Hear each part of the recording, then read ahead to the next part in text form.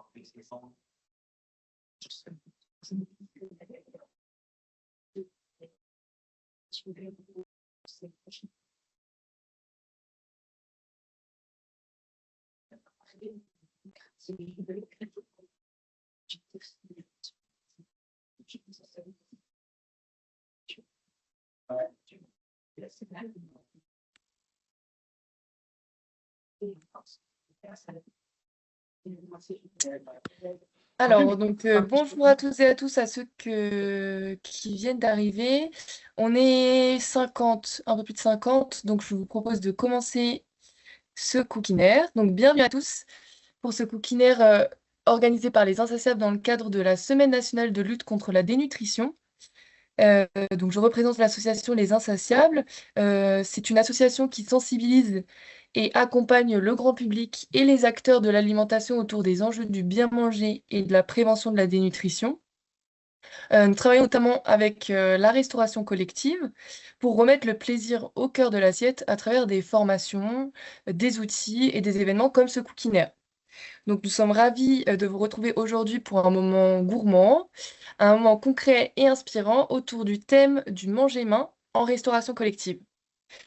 Donc, ce Cookinaire, c'est un format qui est à mi-chemin entre démonstration culinaire, échange de bonnes pratiques et moment de sensibilisation.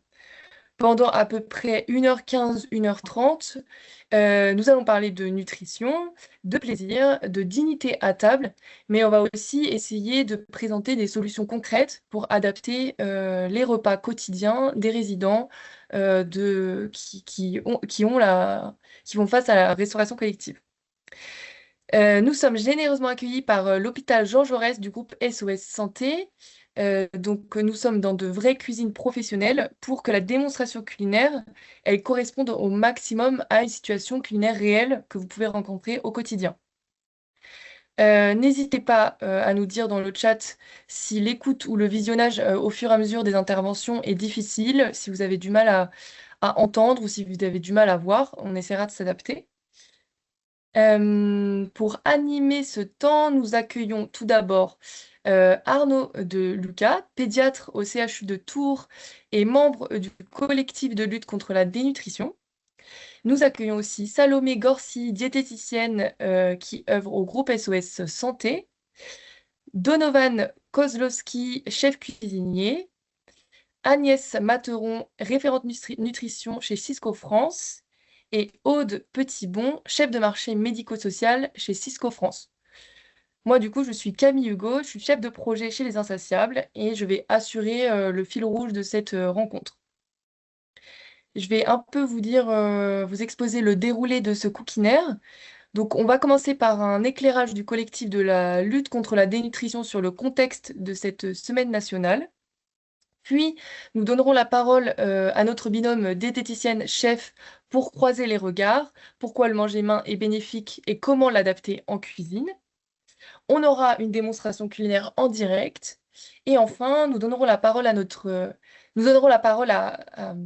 Cisco France pour présenter l'implication comment on implique les équipes pour mettre en place le manger main dans les établissements. Vous pouvez poser vos questions dans le chat tout au long du Cookineur et on tâchera d'y répondre dans un petit temps prévu à la fin des interventions. Donc, sans plus attendre, nous allons commencer par donner la parole au docteur Arnaud Deluca, qui va nous rappeler les grands objectifs de cette semaine nationale de lutte contre la dénutrition et son importance aujourd'hui.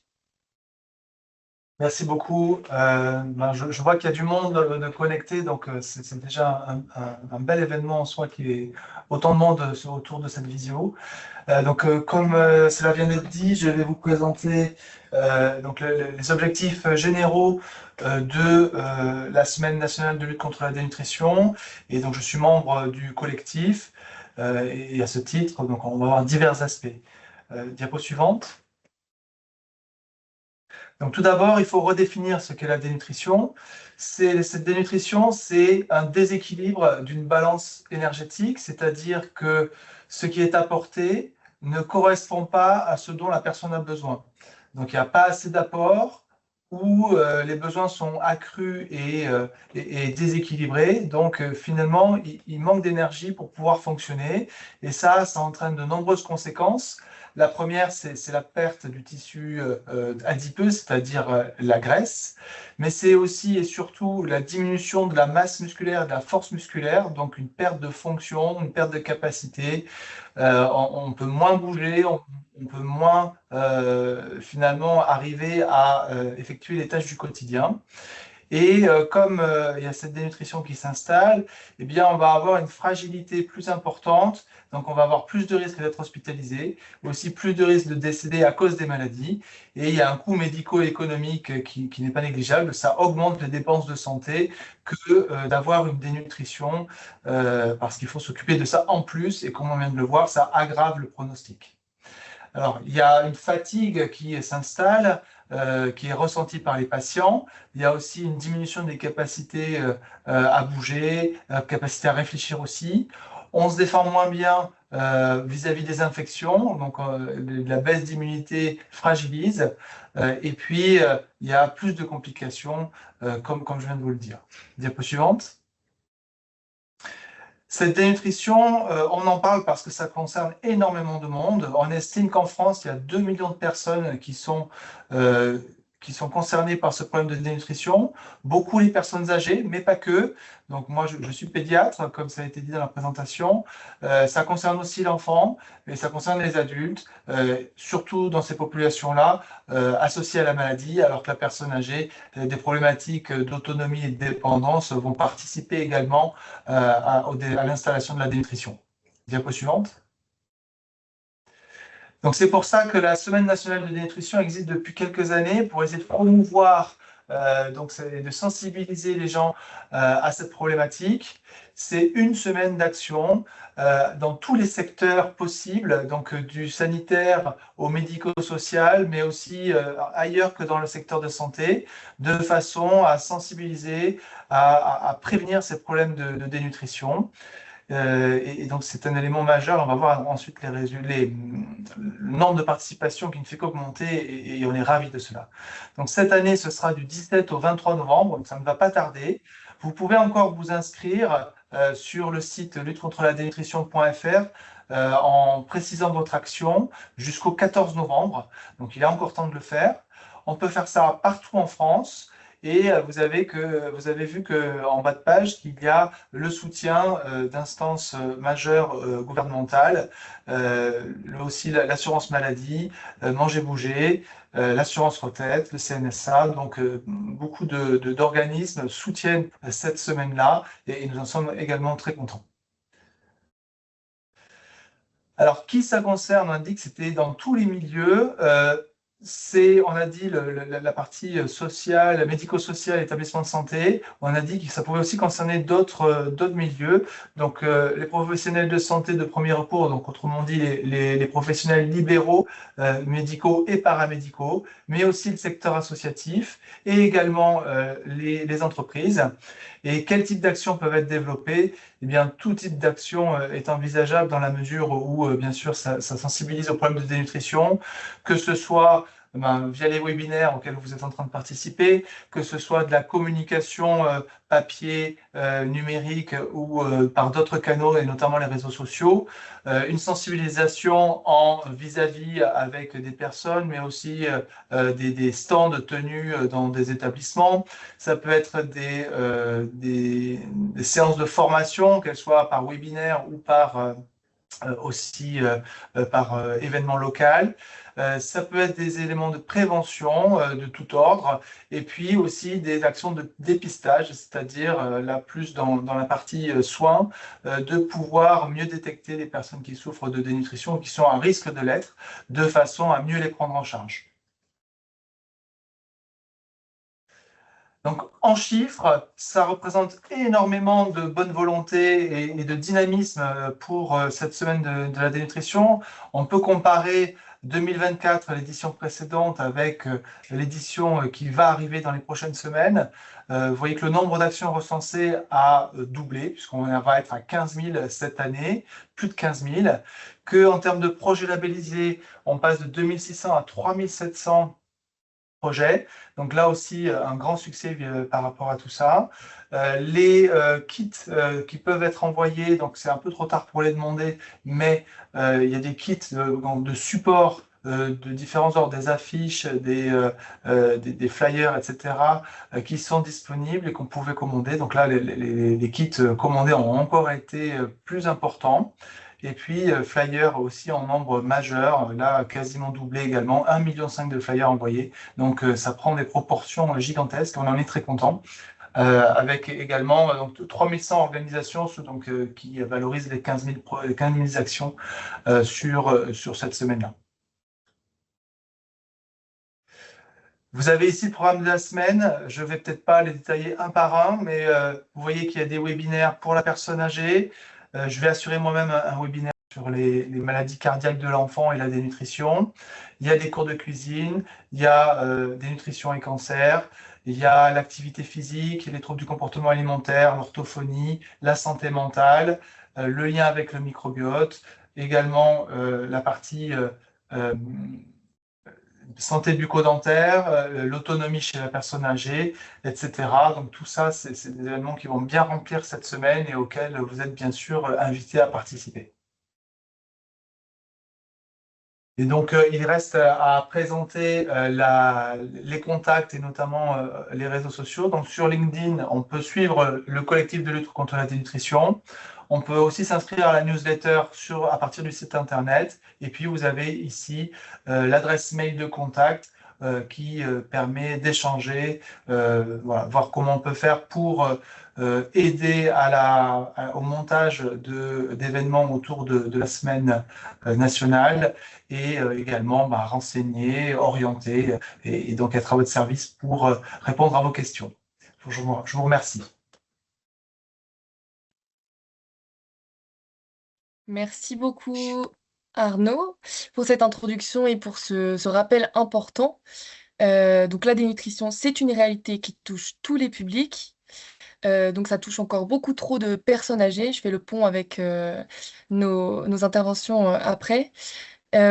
Pour prévenir la dénutrition, du coup, des actions diverses existent, notamment dans le cadre de cette semaine de lutte contre la dénutrition. Mais aussi, on peut également mettre en place une approche à la fois valorisante et gourmande, le manger main. Donc, on va écouter à présent Salomé Gorsi et Donovan Kozlowski pour en savoir plus sur ce qu'est le manger main et comment il se traduit en cuisine.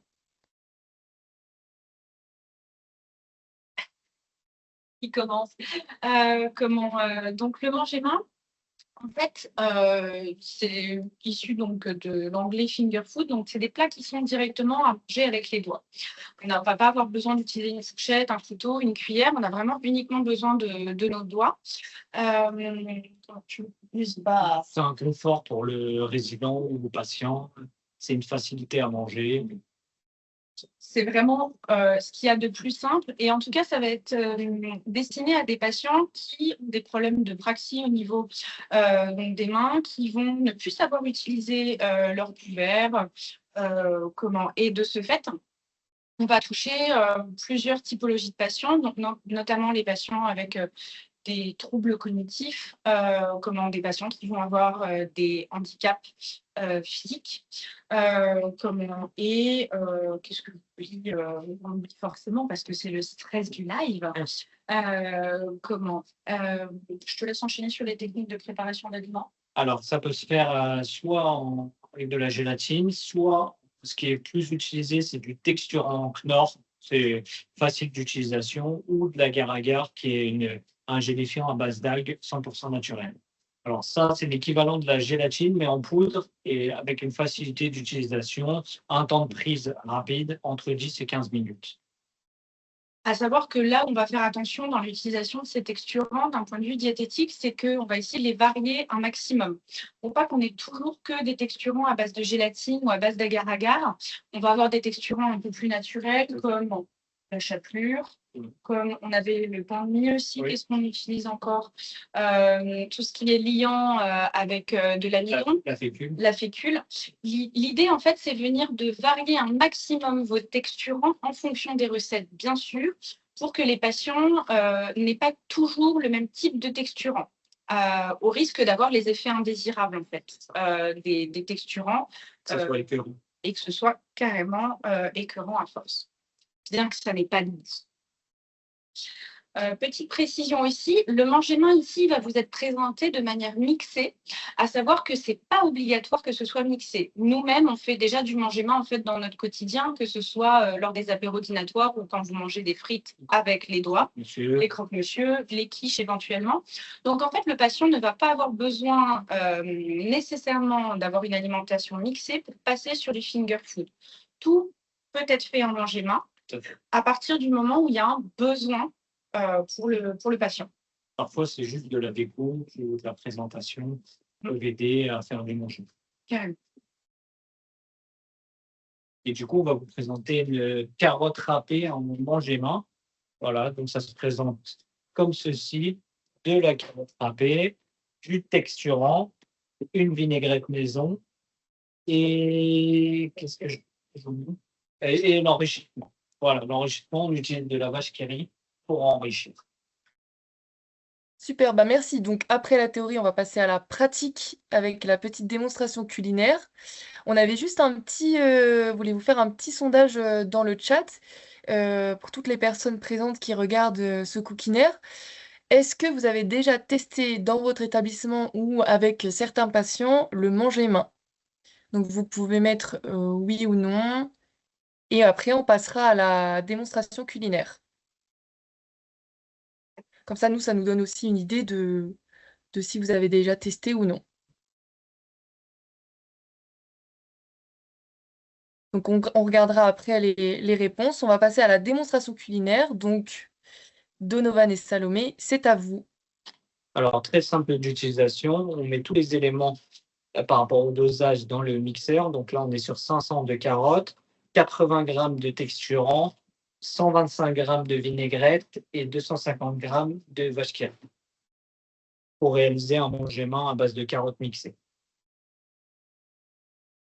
En sachant qu'au niveau de l'enrichissement, vous pouvez tout à fait utiliser un autre type d'enrichissement comme de la crème fraîche ou autre. En fait, c'est la 35% toujours, parce que c'est ce qui va nous intéresser le plus. Après, ça dépend de quel type d'enrichissement vous voulez réaliser. Est-ce que ça va être uniquement énergétique? Est-ce que ça va être frit? Est-ce que ça va être les deux? Donc ça, c'est vraiment à vous, en tout cas sur vos sites, sur vos établissements, dans les cuisines, d'aller voir qu'est-ce qui peut être fait et donc d'adapter les recettes en fonction.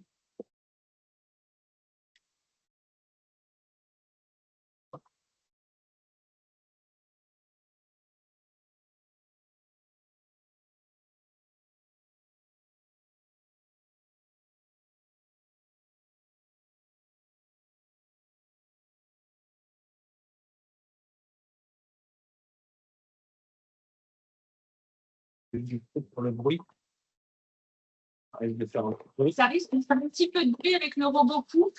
N'hésitez pas à nous dire si c'est vraiment trop dérangeant. On en a pour une seconde. Moins d'une minute. Ok. Là, je m'apprête à mixer les carottes avec la vinaigrette, l'enrichissement, la vache qui rit et le gélifiant en poudre, le texturant. Voilà. Pour après le mouler directement dans les moules. Alors ici, on a des petits moules carottes qui sont fort mignons, mais les petits moules en sphère fonctionnent très très bien. Ce qu'on discutait tout à l'heure avec Benoven, c'est que si vous commencez la mise en place du manger main mixé sur vos établissements, n'hésitez pas à d'abord investir dans ce type de moule pour faire tous vos essais et ensuite passer sur ce type de moule qui vont être beaucoup plus onéreux parce que peut-être que finalement, après les essais, vous n'allez peut-être pas le mettre en place parce qu'il n'y a pas de besoin finalement. Dans tous les cas, ces premiers moules fonctionnent très bien. Toujours penser à graisser les moules pour un démoulage plus simple en cellule de refroidissement après. Et c'est bon. Ouais, c'est parti. Attention, un petit peu de bruit.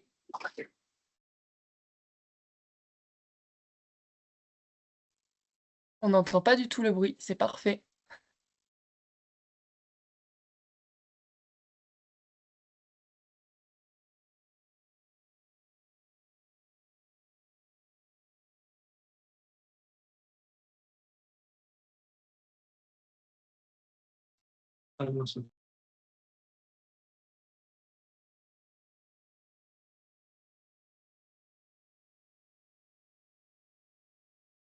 Est-ce que vous nous entendez? Oui, c'est bon.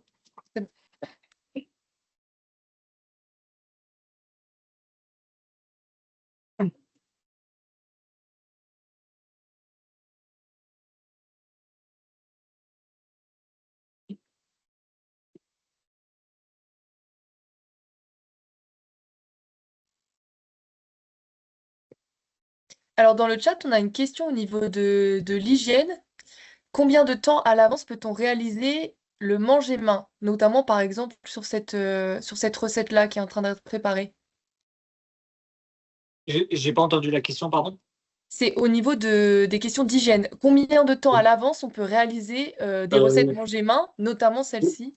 Ça dépend des protocoles dans les groupes de maisons de retraite ou d'hôpitaux. Ça dépend du protocole, mais en général, c'est au jour. Hein. C'est le jour au J. jour le jour. Ouais. Voilà. Après, chaque cuisine peut adapter, on va dire, en fonction de si liaison froide ou si liaison chaude, à partir du moment où le protocole est verrouillé et validé par les services vétérinaires. Donc, vous avez vu quand Donovan a positionné en fait le robot coupe avec les aliments à l'intérieur. Il a bien veillé à mélanger à l'intérieur pour que toute la préparation soit bien récupérée.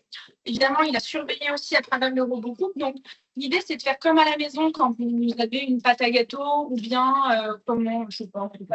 une pâte de scoop, vous voulez. C'est de vérifier qu'il n'y ait pas de grumeaux et qu'il n'y ait pas de petits morceaux de carottes ou, là, en l'occurrence, que des petits morceaux de carottes qui soient restés sur le côté et qui finissent en fait au final dans votre préparation.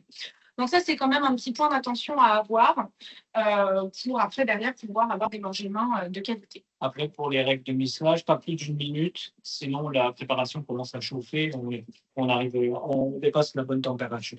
Donc, pas plus d'une minute, il vaut mieux faire des pauses. Et si votre carotte n'est pas assez fine, pour une petite pré-cuisson au four ou à la vapeur, et ça se mixera beaucoup plus facilement. Après, là, on a choisi un aliment qui était bien dur pour pouvoir Après, on a choisi de la crudité parce que ça parle à tout le monde. Ça fonctionne avec la betterave, ça fonctionne avec le concombre. Voilà, ça fonctionne. Il faut augmenter le pourcentage de gélifiant quand on a des légumes qui sont à base d'eau, type concombre. Donc, augmenter le pourcentage de gélifiant pour que ça. Là, vous aviez mis des carottes râpées, crues. C'est ça. Je peux le mettre un peu dans le sens pour que Tout à fait, c'est des carottes râpées crues, une vinaigrette maison à la moutarde, à base de moutarde, et de l'enrichissement à base de vache qui rit et la poudre type gélatine en poudre. Voilà. Mais ça marche très très bien avec de la gélatine classique qu'on réhydrate. On compte 8 à 10 feuilles par litre ou de l'agar-agar. Là, on est sur 3 à 4 grammes par litre. En sachant que l'agar-agar va être beaucoup plus onéreux, mais comme on disait, l'idée étant de venir varier les texturants, c'est pas quelque chose que vous allez utiliser régulièrement. Vous pouvez tout à fait en fait en avoir un petit peu pour certaines préparations, celles en tout cas qui s'y prêtent le plus. Après, moi, je conseille vraiment l'agar-agar pour des préparations chaudes plutôt. Voilà, je conseille vraiment l'agar-agar pour des préparations plutôt chaudes parce que ça a un meilleur rendu au niveau du goût. En fait, l'agar-agar, quand il chauffe, ils font mieux dans la bouche que quand il est servi froid. Donc, plus de la gélatine ou du texturant pour les préparations froides, style entrée et dessert, et plus de l'agar-agar pour une préparation plus chaude. Est-ce que vous avez un exemple de préparation chaude avec de l'agar-agar, là en tête? Ça peut être n'importe quoi, ça peut être des légumes, ça peut être des haricots verts qu'on fait avec l'agar-agar, ça peut être de la viande, de la dinde, voilà. Mixé avec de l'agar-agar. Ouais, en fait, ça va vraiment dépendre de votre recette. Et si vous mixez, par exemple, votre escalope de poulet seule, et ben, peut-être qu'avec l'agar-agar, ça va très bien fonctionner selon votre façon de cuire le poulet. Et puis, si vous allez rajouter de la crème, une sauce moutarde, Sans l'agar-agar, ça va être un petit peu différent. il faut toujours un bouillon en plus. En fait, on a la viande qui est cuite, on a un bouillon, ça peut être un bouillon d'œuf, un bouillon de volaille, un bouillon de légumes, qui est bouilli avec le gélifiant à base d'algues qui est l'agar-agar et qui est versé sur la viande et ensuite mixé, moulé. Ouais. Voilà comment ça fonctionne. C'est un peu différent des autres gélifiants parce qu'il faut le faire bouillir absolument. Enfin, c'est comme ça qu'on l'active. Donc après, d'un point de vue nutritionnel, quand vous allez utiliser l'agar-agar, ou en tout cas quand c'est des gélifiants qui vont être à diluer dans l'eau, forcément au niveau du rendu final, le poids va être la denrée et l'aliment brut, mais en plus vous aurez le diluant. Donc là, on le fait le bouillon. Donc d'un point de vue nutritionnel, vos 120 grammes de mixé, ça ne va pas forcément être vos 120 grammes de poulet brut tel que l'escalope. Donc ça, c'est quelque chose auquel il faut essayer de faire attention parce qu'on se dit, oh, bah, super, le patient, il va avoir ses apports alimentaires, ses apports énergétiques, nickel. Sauf que non, en fait, il y a un petit peu moins du fait que la recette, elle a été un petit peu diluée.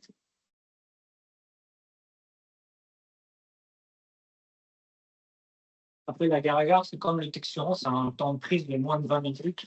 Donc, c'est une solution assez efficace. Après, vous avez aussi la possibilité de le faire avec du blanc d'œuf, qui marche très bien. Mais là, il y a une cuisson de vapeur, c'est un peu plus long, avec un refroidissement derrière. Donc là, on est sur une quarantaine de minutes de cuisson et avec un refroidissement moins d'une heure derrière. Donc, c'est un peu plus de temps, mais c'est un autre résultat et ça peut varier aussi.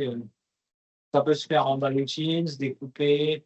Voilà, ça peut se faire du manger-main avec le blanc d'œuf également. Soit en poudre, soit en liquide. Et donc là, avec notre blanc d'œuf, on aura forcément les bons apports en protéines.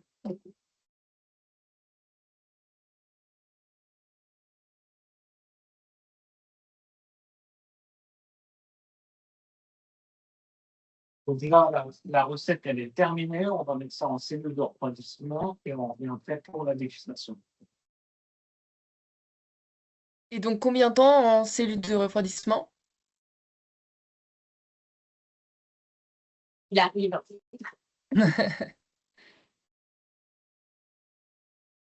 On a une question, combien de temps dans la cellule de refroidissement? On peut compter à peu près un quart d'heure maximum. Parfait. Bah, merci beaucoup pour cette démonstration. On regardera après ce que ça donne en fin de cooking air. Vous nous montrerez le résultat. Merci beaucoup, Donovan, et merci Salomé. Donc, on retient que le manger main, c'est pas une cuisine appauvrie. En fait, on peut ajouter des choses pour l'enrichir. On peut mettre des fibres, des protéines, on peut mettre plein de choses.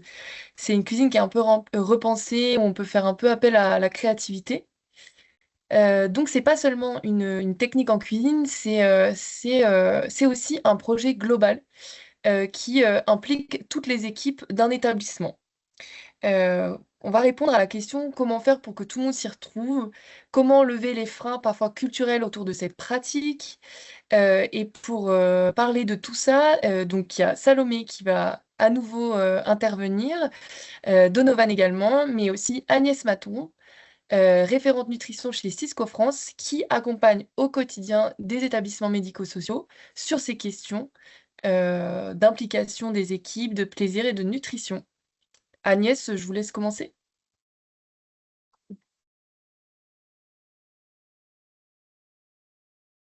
Votre micro est coupé.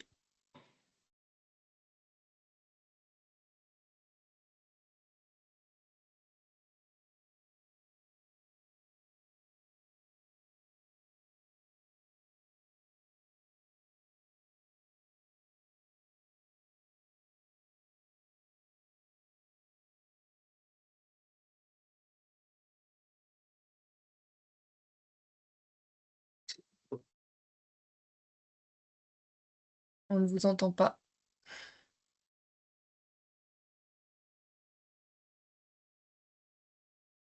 Oui, pas de son côté Agnès, le micro il est coupé et je ne sais pas comment vous aider.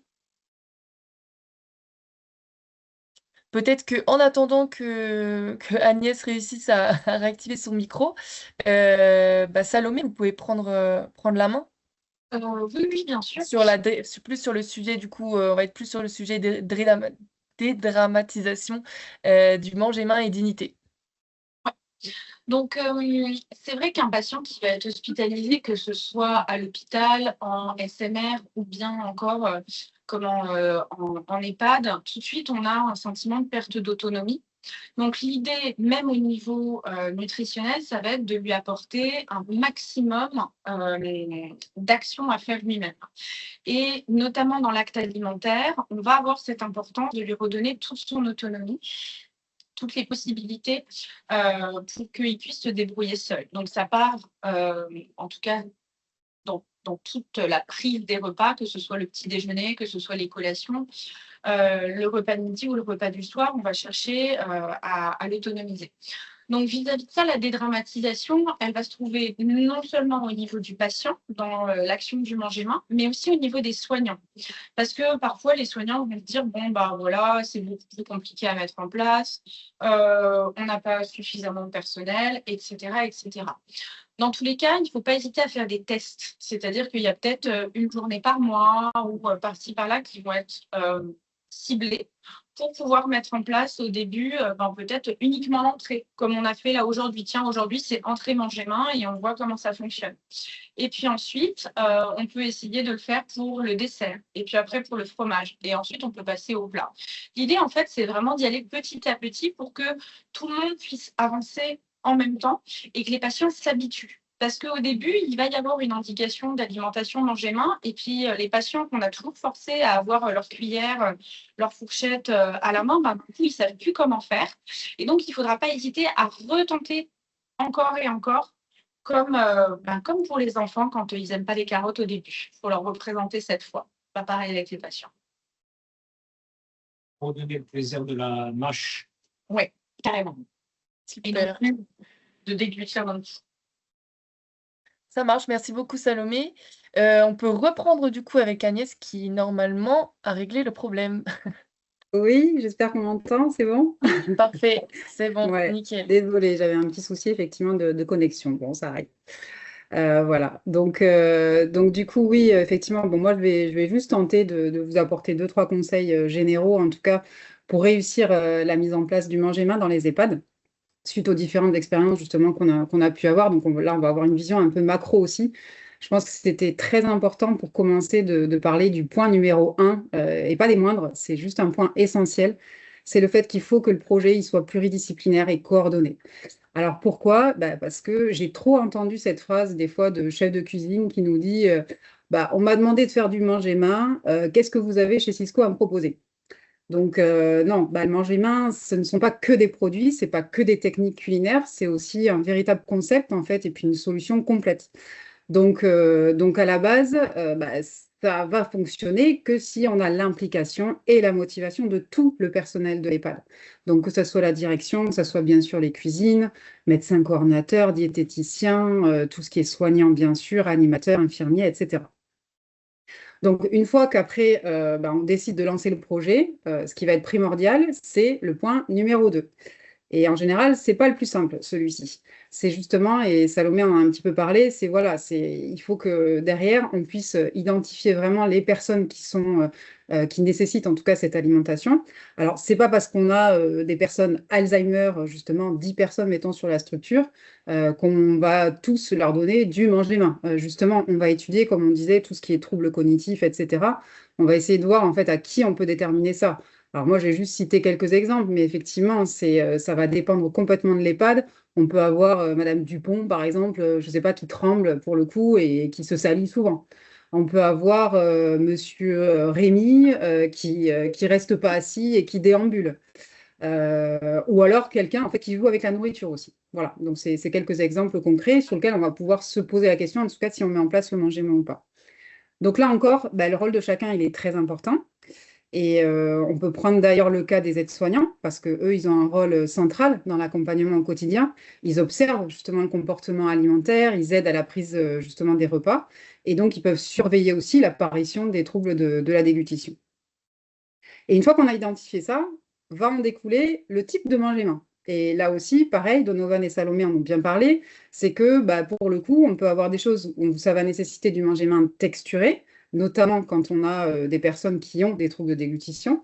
Donc là, c'est là où on va avoir le plus gros travail au final, parce que là, il faut vraiment pouvoir bah, ajouter toutes ces techniques comme on a vu avec Donovan. Donc après, les bouchées, elles peuvent aussi être enrichies. Donc ça a été l'exemple là pour le coup de ce cookinaire aussi.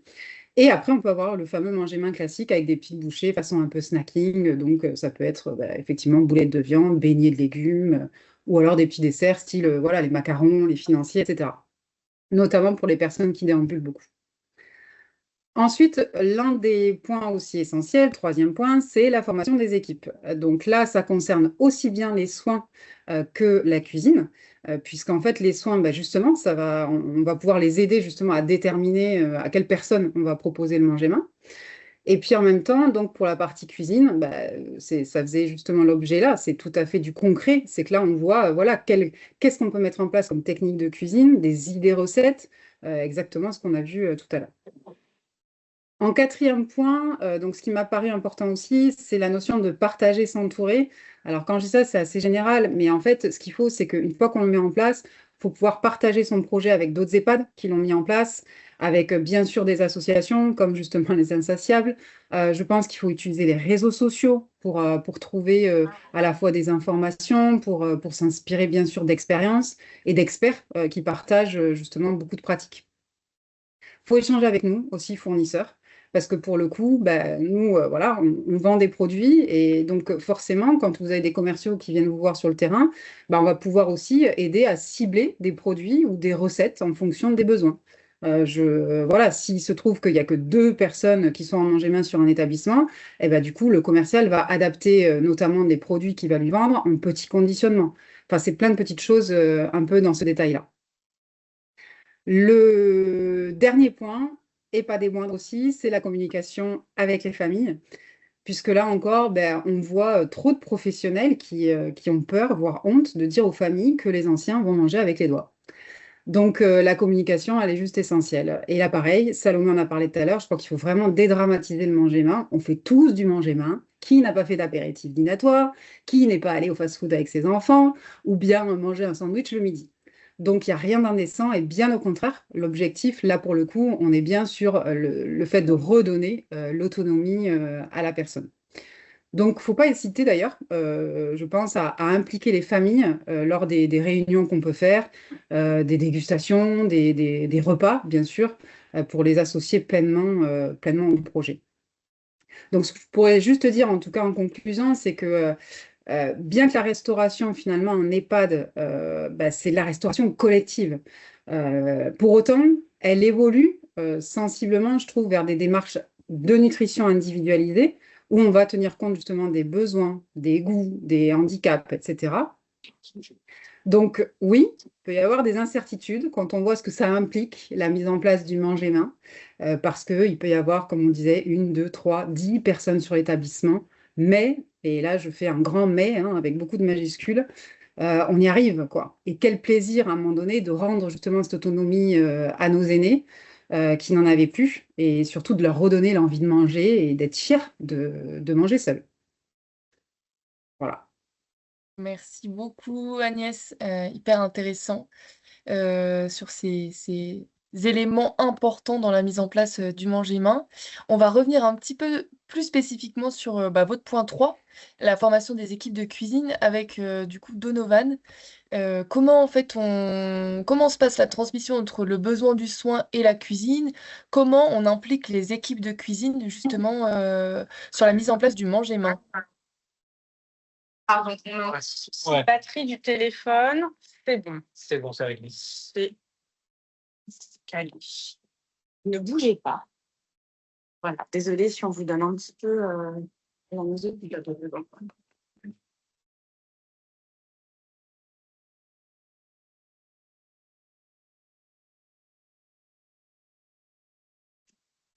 On va s'en sortir.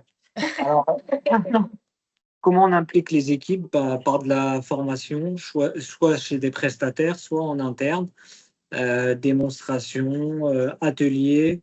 Là où je travaille souvent, c'est ce qu'on fait, c'est qu'on fait on fait des ateliers à l'extérieur, on se réunit tous ensemble et on fait quelques recettes. Voilà, c'est le mieux à faire, c'est la pratique.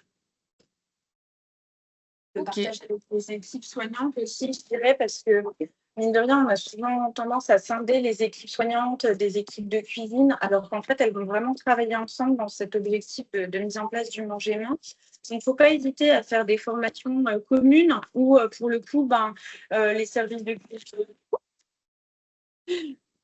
Pardon, désolée, c'est un petit peu précaire. Non, mais sinon, on va le tenir, c'était très bien. Voilà, on fait des petits selfies. L'idée, c'est oui, donc que les services de cuisine aillent peut-être pour le coup, pour une fois servir les repas, que la cuisine puisse, que les services puissent eux descendre en cuisine, voir un petit peu en fait comment ça fonctionne pour chacun, pour que tout le monde en fait, comme vous disiez tout à l'heure Agnès, puisse être impliqué dans cet objectif. Organiser des sessions de dégustation avec les équipes, aussi les familles, comme des journées portes ouvertes. Voilà, pour présenter un petit peu les textures modifiées, les manger main. Super, merci beaucoup pour toutes ces idées.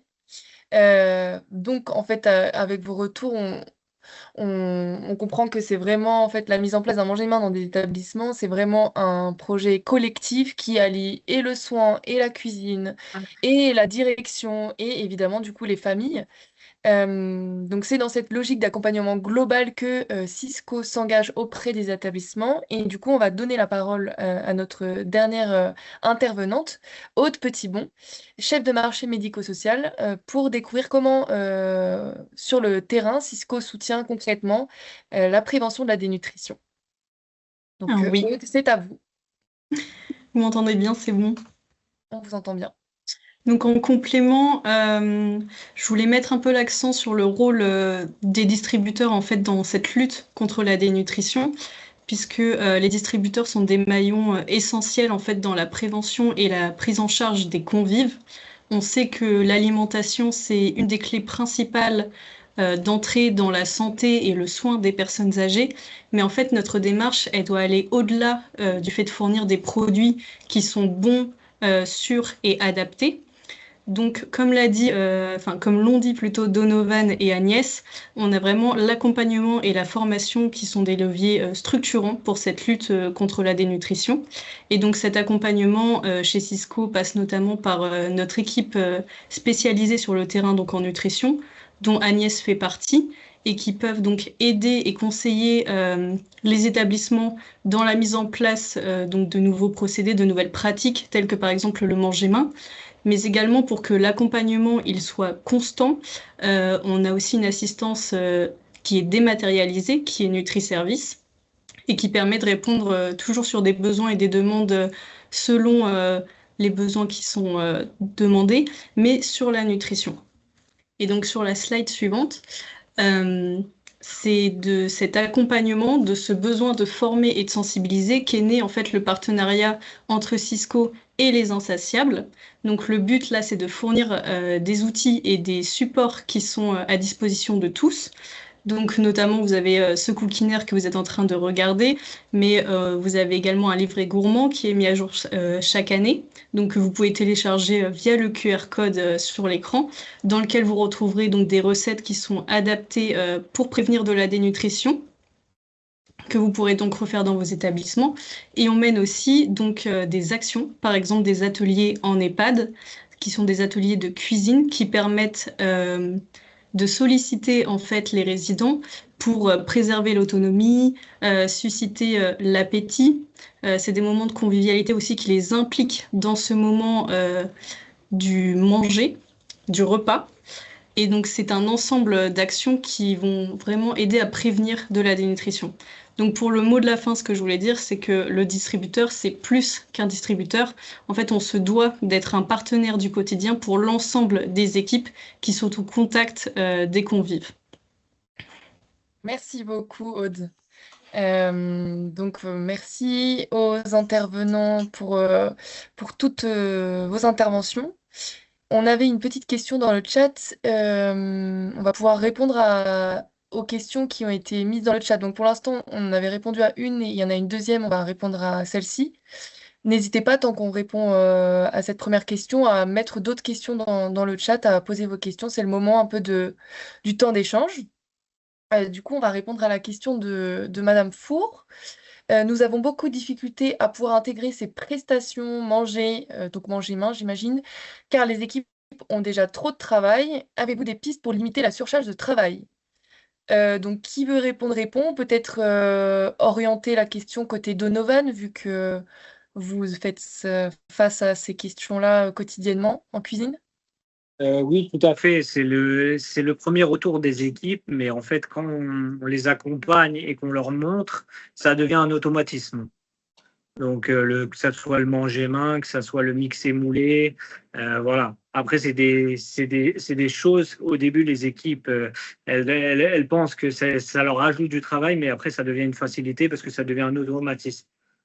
Donc, faut les accompagner surtout dans la formation et la découverte de ces choses-là. Et après, ça devient un plaisir pour les équipes, ça devient plus une contrainte. Ce qu'on disait tout à l'heure aussi, c'est que plus ils vont commencer par ce qui est le plus facile, plus en tout cas ils seront enclins à continuer. C'est-à-dire que vraiment commencer par des entrées. Ensuite, mettre en place les desserts. Après, passer aux produits laitiers. Et ensuite seulement passer sur tout ce qui est denrées chaudes. Parce que plus vous allez commencer par le facile, plus après derrière, vous maîtrisez le plus compliqué. Comme dans n'importe quel sujet. Ouais, moi, je conseille vraiment le Knorr pour démarrer. Après, on peut passer sur autre chose. Mais vraiment, le Knorr qui est facile d'utilisation. Pour 1 litre, on est sur 100 grammes de préparation en moyenne. Donc voilà, c'est assez facile d'utilisation. C'est assez simple. Ça se trouve partout, chez tous les fournisseurs. Donc, pour commencer, je pense texturer tout ce qui est entré au Knorr, c'est la première étape. Ok, super, merci beaucoup. J'espère que ça a répondu à vos questions, Madame Four. Ensuite, on a une autre question qui est, pouvez-vous intervenir sur tout le territoire pour faire des ateliers EHPAD? Je pense que ça, c'est plus une question pour soit les Insatiables, soit pour Cisco. En tout cas, nous, du côté des Insatiables, on est une association nationale qui intervient sur tous les départements en France métropolitaine. Donc oui, on peut venir faire des ateliers dans différents EHPAD sur différents départements dans la France. Il faut juste se rapprocher en fait des Insatiables pour voir ce qu'il est possible de faire sur votre territoire, dans votre établissement. Voilà. Peut-être que Cisco voulait répondre aussi à cette question.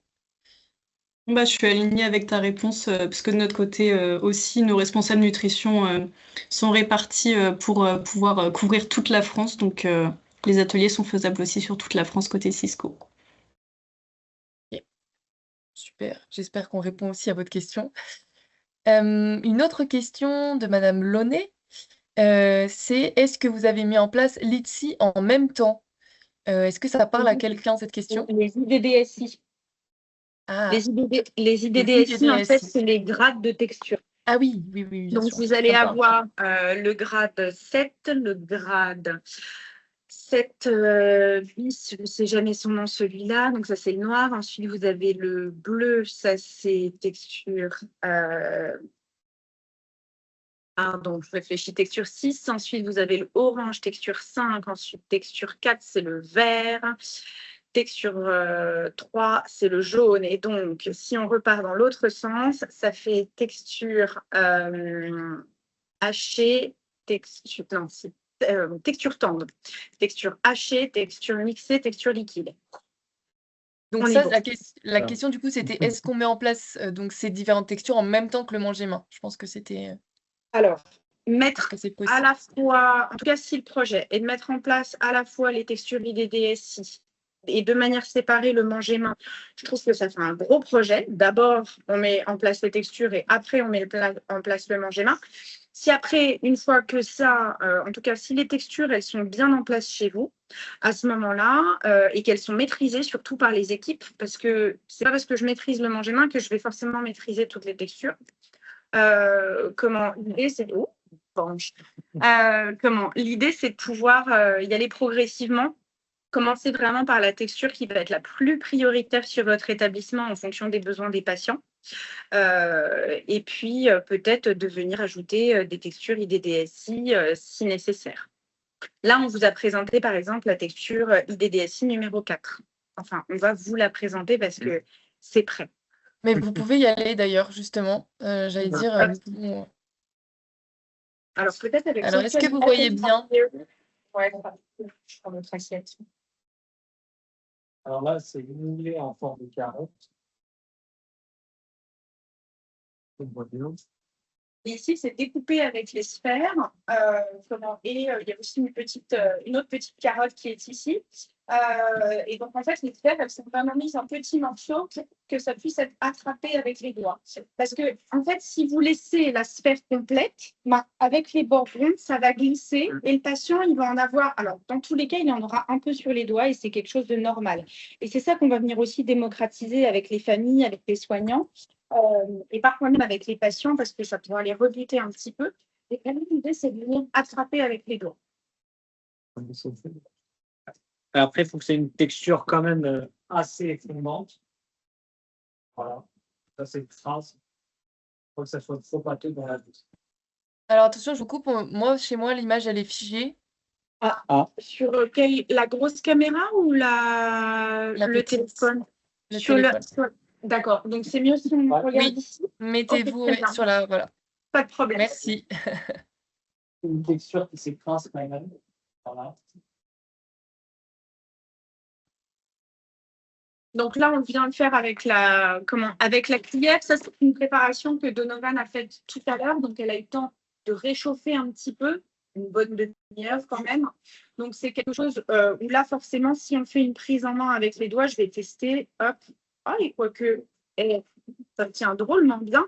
Parfois, ça peut être un petit peu plus réchauffé en fonction de la température de la pièce. Et vous voyez, sur les doigts, ça va, je m'en sors. Je peux largement lécher mes bouts de doigts. Super. Et est-ce que c'est bon du coup? Ah ben, on n'a pas goûté. Ah. Moi, je n'ai pas encore goûté. Attendez. Attention. Suspense.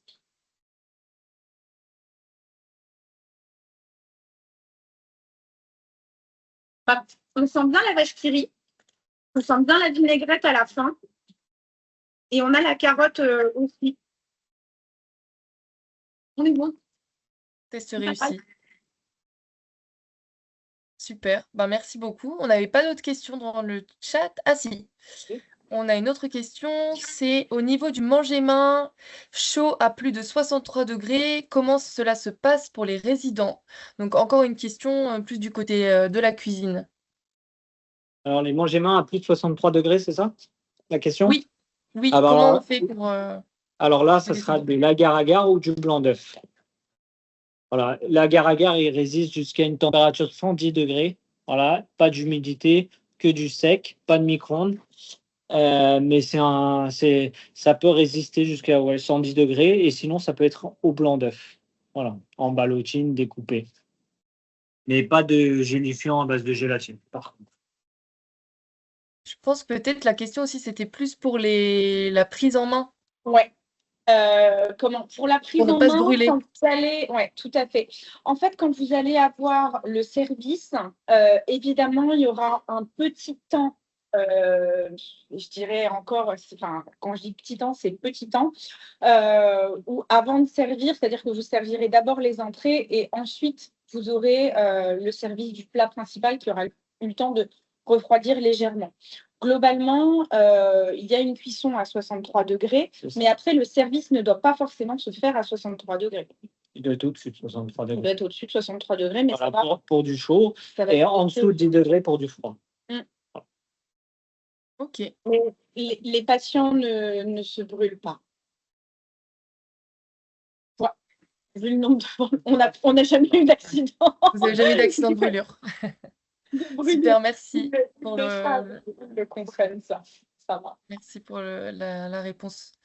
Petit point sur le sondage qu'on avait fait sur est-ce que vous avez déjà essayé le manger main. Donc la majorité des personnes, c'était non. Donc on espère que ce Cookinaire vous a un peu donné envie de tester dans vos établissements ou avec vos patients le manger main. Donc on va conclure ce Cookinaire. Avant de conclure, on voulait vous présenter une opportunité de mettre en avant votre savoir-faire si vous êtes chef cuisinier, vous personnellement, ou si vous connaissez, vous côtoyez des chefs cuisiniers au quotidien. Aux Insatiables, on a un concours qui s'appelle le Bon en avant et qui revient en 2026. C'est un concours culinaire qui valorise les chefs et les cuisiniers de restauration collective, donc restauration collective scolaire, en EHPAD, en établissements médico-sociaux.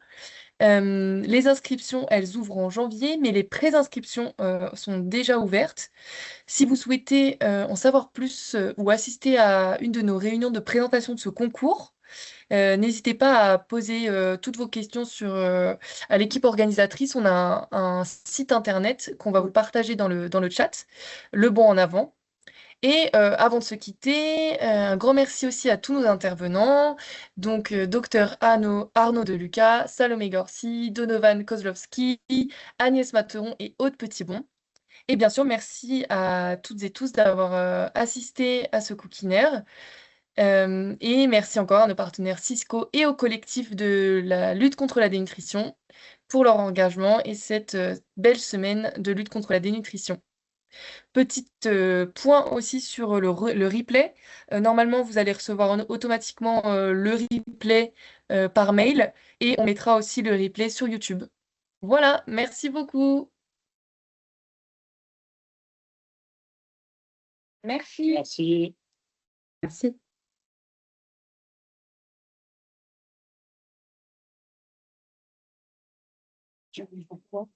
Vous voulez peut-être cliquer